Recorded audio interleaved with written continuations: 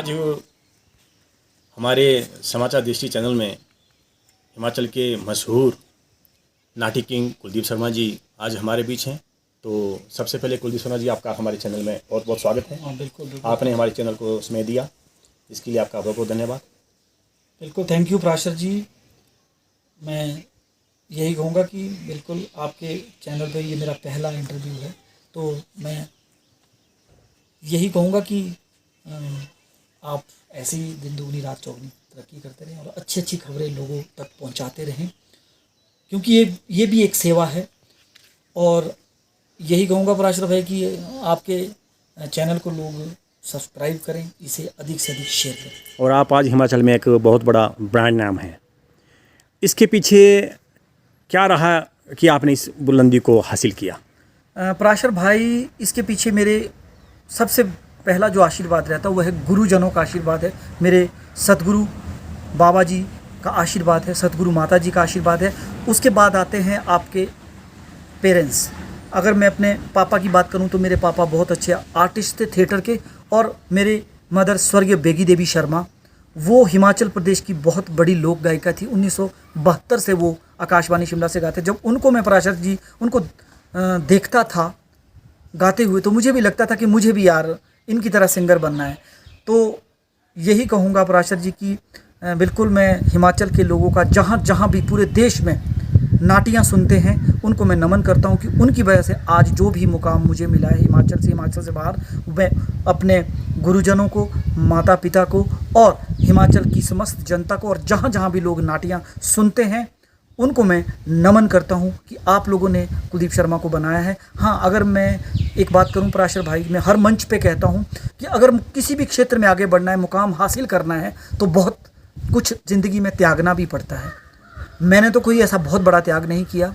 मैंने तो बोलते हैं ना कि कूबे को एक लत लगती है तो उसका कूब सीधा हो जाता है। अगर मैं पिछली 21 साल पुरानी बात करूं प्राशर जी, तो मैं नशे की गिरफ्त में ऐसा था कि मैं बहुत नशा किया करता था। आज मैं डंके की चोट में, परमात्मा की कृपा से कहता हूं हर मंच पे, आज मुझे प्राशर भाई 21 साल हो गए, मैं किसी भी प्रकार का नशा नहीं करता हूँ। और मैं तभी डंके की चोट पे हर मंच से लोगों को भी, आज की युवा पीढ़ी को भी यही कहता हूँ कि अगर आप नशा नहीं करोगे तो आप ज़रूर ज़िंदगी में मुकाम पाओगे। अगर अपनी बात करूं कि जब तक मैं भी नशा कर रहा था तो कुलदीप शर्मा मैं नहीं था, पर कुलदीप शर्मा जब बना हूं तो उसके पीछे नशा त्यागने से मैंने किसी पे कोई एहसान नहीं किया, अपने ऊपर एहसान किया। तो मैं हर मंच पे प्राशर जी, मैंने बहुत बड़े बड़े मंचों पे कहा है कि ऐसा आलम भी था 2000 से पहले कि एक शराब की बोतल पिला दी जाती थी और पूरा प्रोग्राम हो जाता था। जब होश आती थी तीसरे दिन, तो पैसे कहाँ से, पैसा तो तब लेगा ना आदमी जब कहीं प्रोग्राम में जाएगा, जब उसे होश होगी। तो ये सच्चाई मैं अपनी कहता हूँ कि ऐसा आलम था कि 3-3 दिन बाद होश आते थे, कपड़े भी वहीं रह जाते थे, डायरी भी वहीं रह जाती थी। तो उसके बाद 2000 के बाद जब नशा मैंने छोड़ा, तो उसके बाद आज बताने की ज़रूरत नहीं है, परमात्मा की कृपा से जो प्यार मुझे दिया है हिमाचल के लोगों ने आज आपके सामने। मतलब आपका कहने का मतलब है कि आज की जितनी भी युवा पीढ़ी है उनके लिए एक मैसेज भी आपकी तरफ से है कि नशा जो है वो आदमी को कहाँ से कहाँ ले जाता है। प्राशर जी, मैं आपके चैनल के माध्यम से लोगों से यही आग्रह करूँगा कि वाकई ही अगर ज़िंदगी में आगे बढ़ना है तो हमें नशा नहीं करना है। मैं अगर पहले भी मैंने बहुत बार कहा है कि हमारे ज़माने में, तो मैं अगर अपनी बात करूं तो मुझे तो सिर्फ एक नशे का पता था, शराब के बारे में पता था। शराब हमने बहुत पी है, पर आज तो ऐसे ऐसे नशे हैं कि उनका तो नाम भी मुझे बोलना नहीं आता। चिट्टा, ऐसे ऐसे नशे हैं, ऐसे ऐसे पीछे वीडियो वायरल हुए हमारे शिमला से भी कि मतलब मैं उसे आपके साथ शेयर भी नहीं कर सकता हूँ कि छोटे छोटे बच्चे चीटे की मांग कर रहे हैं। वो सोशल मीडिया पे वायरल वो वीडियो हो रहे हैं। तो आप यहाँ से अंदाज़ा लगा सकते हैं कि इस नशे ने हमारे हिमाचल प्रदेश को भी कितना प्रभावित किया है। छोटे छोटे बच्चे इस नशे की गिरफ्त में आ रहे हैं। तो मैं यही रिक्वेस्ट हिमाचल की जनता से करता तब हूँ, बोलते हैं ना, गुड़ खाना तब आदमी दूसरे को छोड़ने के लिए बोल सकता है जब वो खुद गुड़ नहीं खाता है। क्योंकि बाकी बातें तो चाहे जितनी मर्जी बातें करते रहो प्राशर भाई, वो फोकी बातें हो जाती है। अगर आप, यही कहूँगा प्राशर भाई कि अगर आपकी ज़िंदगी में जो बात है, अगर वो बात आप दूसरों को छोड़ने के लिए कहो तो शायद वो फिर असर करती है। तो तभी मैं कहता हूँ, अगर मैं सच को, मैं अगर नशा खुद कर रहा होता तो शायद मैं लोगों को कैसे नशा छोड़ने के लिए कहता। तो मैं तब कहता हूँ भाई मेरी ज़िंदगी आज, मैंने नशा जब मैं करता था तो लोगों को पता है, जो उस दौर के जो लोग हैं जो मुझे जानते हैं उनको पता है कि कुलदीप शर्मा क्या था। वो मुझे देख रहे होंगे आपके चैनल के माध्यम से, उनको पता है कि मेरी हिस्ट्री क्या थी, कि मैं कैसा जब नशा करता था तो मेरी क्या क्या आलम होता था। तो आज मैं तभी नशा छोड़ने के लिए कहता हूँ कि मुझे नशा छोड़ के जो मिला है वो शब्दों में बयान नहीं हो सकता। पूरा दिन लग जाएगा फिर भी ये हिस्ट्री ख़त्म नहीं होगी। जैसा कि आजकल कोरोना काल चला हुआ है और कलाकार काफ़ी दिक्कतों में ही हैं समझो, इसमें आपका क्या कहना है? हाँ बिल्कुल, अगर मैं पराशर जी पिछले 1.5 साल की बात करूं तो पिछले 1.5 साल से हिमाचल प्रदेश में और पूरे देश में किसी भी प्रकार के कोई भी इवेंट नहीं हो रहे हैं। अभी 2000 अगर मैं 21 की बात करूं तो मंडी शिवरात्रि से प्रोग्राम शुरू हुए थे।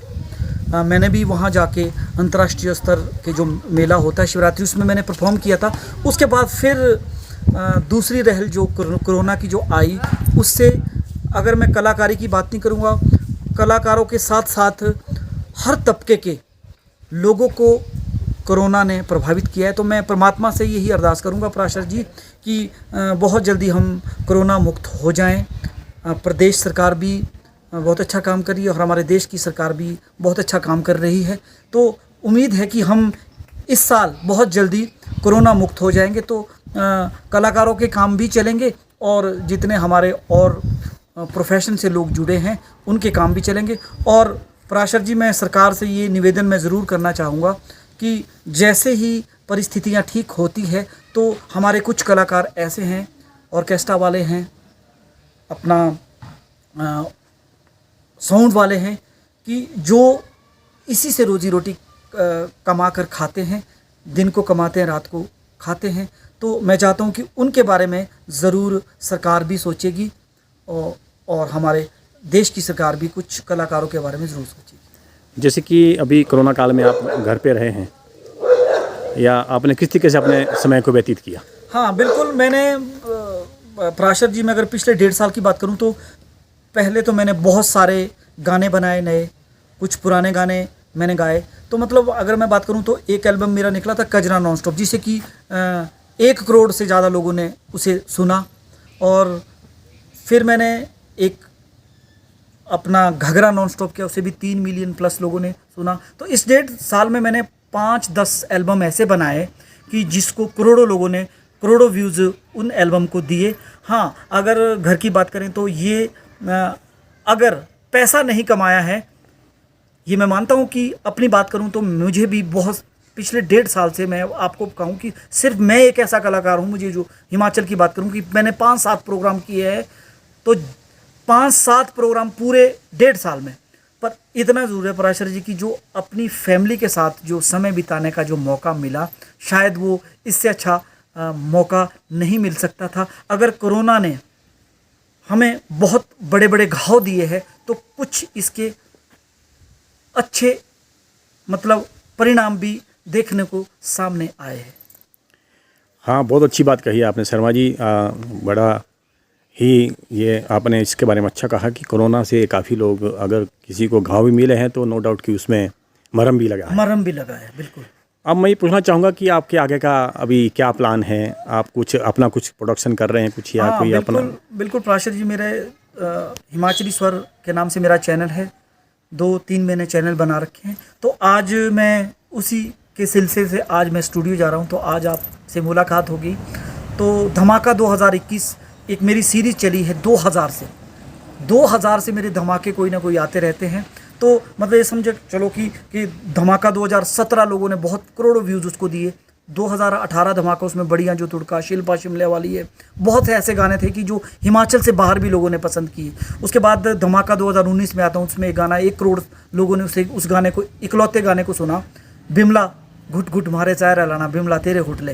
तो 2020 में भी मेरा जो प्रोजेक्ट आया उसको भी सुपर डुपर हिट पे। तो 2021 का जो धमाका है उसकी रिकॉर्डिंग मैं करने के लिए जा रहा हूँ। तो बहुत जल्दी 9 जुलाई को ये मेरे हिमाचली स्वर पे से लॉन्च कर दिया जाएगा। देखिए कुलदीप शर्मा जी, जैसे कि आपके फैंस बहुत ज़्यादा हैं और आप अपने उन जो आपके प्यारे फैंस हैं जो आपको पसंद करते हैं जी, उन फैंस के लिए आपका क्या मैसेज है? हाँ, उनके लिए मैं यही मैसेज देता हूँ कि बिल्कुल हम होंगे कामयाब, परिस्थितियाँ बहुत जल्दी ठीक हो जाएंगी। परमात्मा की कृपा, वैसे तो जो भी संसार में बरस रही वो परमात्मा की कृपा है। अगर ये कोरोना भी आया है तो अगर हम कहें पराशर जी तो ये इसी का एक खेल है जो हमारी समझ से परे है। पर इतना मैं ज़रूर कहता हूँ कि ज़रूर बहुत अच्छे दिन आने वाले हैं, हम कोरोना मुक्त होने वाले हैं। चाहे कलाकार है, चाहे किसी भी क्षेत्र से कुछ भी जुड़ा है, क्योंकि सबके काम को इस कोरोना की वजह से सबके काम प्रभावित हुए हैं। पर एक दिन ज़रूर ऐसा होगा कि हम हिंदुस्तान के लोग मास्क मुक्त हो जाएंगे, जैसे अमेरिका हो चुका है। तो बहुत अच्छे दिन आने वाले हैं, बहुत अच्छे दिन आने वाले हैं। आजकल हम काफ़ी सोशल मीडिया में भी और आपके हमने यूट्यूब चैनल पे भी अभी जूनियर कुलदीप भी तैयार हो गए हैं। जी जी मैं स्वर के बारे में बात करना चाहूँगा। जी जी। वो भी कलाकारी में काफ़ी अपना आगे देख रहा हूँ मैं अभी बचपन से ही उनमें। जी थोड़ा सा प्रकाश डालिए। हाँ बिल्कुल पराशर भाई, स्वर की अगर बात करूं तो मास्टर स्वर है, बिल्कुल अभी 7 साल का है। तो मतलब मैं कुल्लू दशहरा प्रोग्राम करने गया तो वो बहुत छोटा उस टाइम था। ये हमारे मल्लिका नड्डा जी चीफ गेस्ट थे उस प्रोग्राम की। तो स्वर बिल्कुल 1 साल का था। अब आपको पता कि 1 साल का बच्चा क्या करे, वो स्टेज पे आया पराशर जी, उसने अब आवाज़ शब्द तो उस उम्र में होते नहीं हैं, तो ऊ आ वो ऐसे उसने स्टेज पे जैसे पापा गा रहे थे मैं गा रहा था तो उस अंदाज में उसने गाया। तो उस दिन लग गया था। और जो प्रोग्राम के ऑर्गेनाइज़र थे तो उन्होंने कह दिया था कि कुलदीप भाई वाकई दूसरा कुलदीप पैदा हो गया। तो वहाँ से वो शुरुआत हुई। फिर जहाँ जहाँ भी स्वर मेरे साथ जाने लगा मंचों पे तो उसने परफॉर्म किया। तो एक जगह मगर मैं एक बात करूँ, फेसबुक पे पेज पे मेरे फॉलोअर इस समय कोई 2.5 लाख के करीब मेरे फॉलोअर होने वाले हैं। तो अगर मैं स्वर की बात करूं तो स्वर का 7 मिलियन व्यूज़ वाला उसका वीडियो है। आज मुझे बोलता कि पापा आपका वीडियो भी कोई पेज पे इतना नहीं है कि जितना मेरा है। मैंने बोला बेटा वाकई यार। तो ये हिमाचल के लोगों का प्यार है जो उस बच्चे को प्यार दे रहे हैं। पर अब मैंने उससे थोड़ा सा कम लोगों में, पिछले 1.5 साल से मैंने कम उसे ले जाना नहीं ले जाता हूँ, क्योंकि अभी पढ़ने लिखने की उम्र है। चलो गाना बजाना भी साथ चलता रहेगा पर पढ़ना भी ज़रूरी है, क्योंकि उसका बाप तो +2 में 3 बार लगातार फेल हुआ। तो शुक्र है कि नाटियाँ चल पड़ी तो लोगों ने आज आपके सामने मैं आपके चैनल के इंटरव्यू देने लायक हूँ। पर आज का जो युग है, पढ़ना बहुत ज़रूरी है। ये हर मंच पे मैंने भी पहले भी कहा है कि ज़रूरी नहीं है कि हर आदमी पे कुलदीप शर्मा की तरह कृपा हो जाए। मेरी तो बिना पढ़ाई के भी, मतलब इतना कहूँगा कि मैं संतुष्ट हूँ कि मुझे जो लोग हिमाचल के लोगों ने हिमाचल से बाहर जो प्यार दिया। पर मैं आने वाली जो जनरेशन है ये ना सोचे कि कुलदीप शर्मा ने नहीं पढ़ा यार। तो मैं ये चाहता हूँ कि पढ़ना लिखना बहुत ज़रूरी है। मुझे जो पढ़ाई लिखाई की वजह से जो मुझे फेस करना पड़ता है वो कभी आपसे और बात करेंगे। पर ऐसा होता है कि जहाँ पढ़ाई काम आती है वहाँ आती है, तो उसके खमियाजे भी कई बार भुगतने पड़ते हैं। पर ये परमात्मा की कृपा है कि फिर भी लोगों ने किंग बना रखा है। ये आपका प्यार है। तो मैं स्वर के लिए भी यही कहूँगा पराशर भाई कि चलो जो कुछ है सब कुछ बढ़िया है, अच्छा सिंगर वो बने, पर साथ साथ पढ़ाई करे जहाँ उसका पापा पीछे रह गया था। तो आज हमने हमारे जो हिमाचल के मशहूर नाट्य किंग कुलदीप शर्मा जी से हम रूबरू हुए। उनके हमारे को विचार मिले और उन्होंने काफ़ी कुछ संदेश भी दिया है युवाओं के लिए कि ऐसा नहीं करना चाहिए। और इन्होंने अपने बारे में भी पूरा कहा और अपने बेटे के बारे में बताया कि अभी मैं, ऐसा नहीं है कि मैं अब अभी रिटायर हो रहा हूँ, लेकिन मेरे रिटायर होने से पहले ही इनके बेटे आ गए हैं। उन्हें साथ साथ पढ़ाई के ऊपर भी काफ़ी कुछ कहा। तो कुलदीप शर्मा जी, आपका मैं स्वागत करता हूँ कि आपने हमारे चैनल के लिए बहुत अपना कीमती समय दिया। Thank you. आपका बहुत बहुत धन्यवाद। Thank you.